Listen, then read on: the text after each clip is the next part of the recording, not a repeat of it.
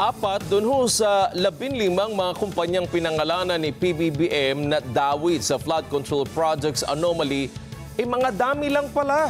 Ayon kay Senador Tito Soto. Makibalita tayo kay Mayan Corvera. Mayan.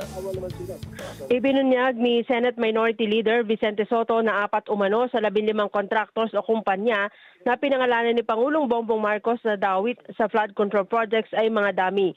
Sa nakalap na impormasyon ni Soto, may malalaking kontratista na nasa likod ng apat na kontrak kung saan kasabwat umano ang mga taga-gobyerno.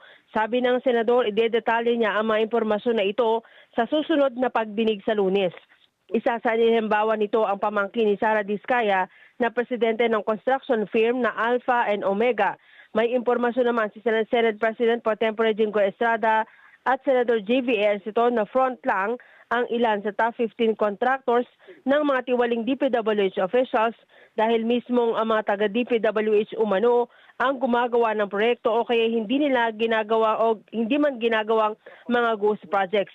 Ang 15 kumpanya ay muling pinaharap sa investigasyon sa Lunes kasama ng asawa ni Sara Diskaya. Mayan Corvera para sa Mata ng Agila, matatag, matapang, matapat.